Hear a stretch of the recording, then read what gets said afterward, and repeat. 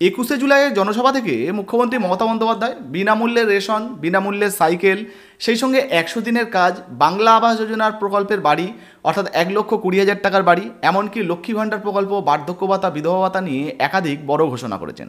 তো এই 21-এর জনসভা থেকে এই সমস্ত প্রকল্পের বিষয়ে তিনি কি জানিয়েছেন চলুন লাইভে আপনাদেরকে দেখিয়ে দিই। 94টা ভালো করে শুনুন, আমার বক্তব্য শুনতে হবে আপনাদের, কারণ গ্রামে গঞ্জে গিয়ে এগুলো আপনারা বলবেন। মনে রাখবেন, আমাদের সরকারের 94টা স্কিম আছে, সামাজিক স্কিম, যাতে লক্ষ্মীর ভাণ্ডার আছে, যাতে সবুজ সাথী আছে, যাতে কন্যাশ্রী আছে, যাতে শিক্ষাশ্রী আছে, যাতে সবুজশ্রী আছে, যাতে কৃষক বন্ধু আছে, যাতে পরিযায়ী শ্রমিকদের উন্নয়ন আছে, যাতে তরুণের স্বপ্ন থেকে শুরু করে সমস্ত আছে। খাদ্যসাথীর মাধ্যমে বিনা পয়সায় রেশন দিই প্রায় 9 কোটি মানুষকে আমরা, এটা মাথায় রাখবেন।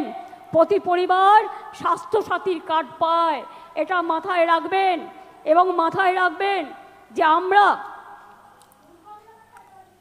এই কয়েক বছরে 40% সংখ্যাটা মনে রাখবেন, বেকারত্বের হার কমিয়েছি। যেখানে বিজেপি বলেছিল তারা প্রতি বছর 2 কোটি করে চাকরি দেবে, তারা দিতে পারেনি। আর আমরা অন রেকর্ড বলছি 40% বেকারি আমরা কমিয়েছি, এটা বাংলার মানুষের গর্ব। আপনারা 100 দিনের কাজ বন্ধ করে দিয়ে কি ভেবেছিলেন বাংলা করতে পারে না?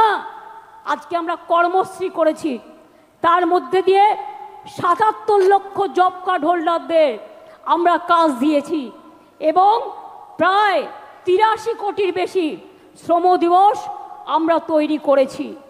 মনে রাখবেন, SC ST OBC সার্টিফিকেট 2 কোটি 20 লক্ষের বেশি মানুষ পেয়েছেন।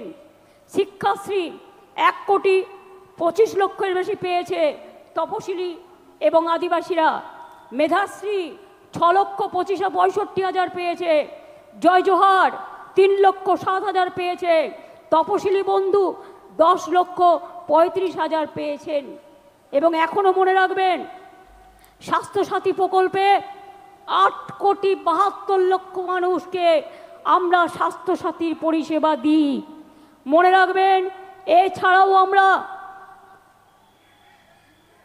পাট্টা প্রদান, তাতেও প্রায় শুধুমাত্র 2 লক্ষ 26 হাজার, গৃহপাট্টা 1 লক্ষ 80 হাজার, কৃষিপাট্টা 47 হাজারের বেশি, বনজ পাট্টা 290টা উদ্বাস্তু কলোনিকে স্বীকৃতি এবং এখানকার 59 হাজার লোককে ফ্রি হোল্ড রাইটস আমরা দিয়েছি। এরকম অনেক প্রকল্প আছে। গ্রামীণ প্রকল্প বাংলার বাড়ি আগে করেছিলাম 45 লক্ষ, ইতিমধ্যে দিয়েছি, কেন্দ্র বন্ধ করে দিলেও 12 লক্ষ, ডিসেম্বরে পাবে আরও 16 লক্ষ এবং তারপর যেটুকু বাকি থাকবে সেটাও কিন্তু আমরা করে দেব। তাছাড়াও মনে রাখবেন, প্রায় বিধবা ভাতা দিয়েছি আমরা 20 লক্ষ 64 হাজার, বার্ধক্য ভাতা 33 লক্ষ 19 হাজার, মানবিক ভাতা 7 লক্ষ 63 হাজার। এই রকম অনেক আছে। আমি এই সময়টা বেশি নষ্ট করতে চাই না বলে আমি আপনাদের টোটালটা বলছি না। তো শুনতেই পেলেন বন্ধুরা, রাজ্য সরকারের তরফ থেকে যে সমস্ত প্রকল্পগুলো তৈরি করা হয়েছে বা যে সমস্ত প্রকল্পে সাধারণ মানুষদেরকে সুবিধা দেওয়া হচ্ছে, যেমন বিনামূল্যে রেশন, তারপর স্বাস্থ্যসাথী প্রকল্প, কর্মশ্রী প্রকল্প যেখানে 100 দিনের কাজ দেওয়া হয়, বাংলা আবাস যোজনা, বার্ধক্য ভাতা, বিধবা ভাতা, প্রতিবন্ধী ভাতার টাকা, লক্ষ্মী ভাণ্ডার প্রকল্প, শিক্ষাশ্রী, মেধাশ্রী, কন্যাশ্রী, এই সমস্ত প্রকল্প।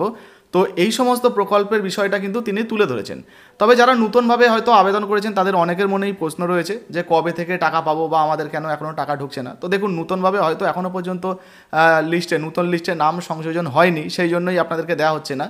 তো আবার হয়তো কোনো আনুষ্ঠানিকভাবে মুখ্যমন্ত্রী মমতা বন্দ্যোপাধ্যায় হয়তো জানাবেন যে যারা যারা নতুনভাবে আবেদন করেছেন তাদেরকে টাকা দেওয়া হবে, আর তারপর থেকে আপনাদেরকেও টাকা দেওয়া হবে। তবে ইতিমধ্যে একটা খবর উঠে আসছিল যে বর্তমানে যারা যারা ডকুমেন্ট ভেরিফিকেশান করে রেখেছেন বা এই মুহূর্তে যাদের সমস্ত কিছু ঠিকঠাক রয়েছে তাদেরকে কিন্তু টাকা দেওয়া হচ্ছে। অনেকেই কিন্তু নতুন মহিলারা টাকা পাচ্ছেন, নতুন যারা বার্ধক্য ভাতা, বিধবা ভাতা আবেদন করেছেন টাকা পাচ্ছেন। তো যদি আপনি না পেয়ে থাকেন সেক্ষেত্রে অবশ্যই কয়েকদিন অপেক্ষা করুন, আপনারও ব্যাঙ্ক অ্যাকাউন্টে হয়তো টাকা আসতে পারে। আপনার যদি নিজস্ব কোনো মন্তব্য মতামত থাকে অবশ্যই লিখে জানাবেন। ভিডিও ভালো লাগলে লাইক দিয়ে শেয়ার করে দেবেন। ফেসবুক থেকে দেখলে ফলো করতে ভুলবেন না। ধন্যবাদ।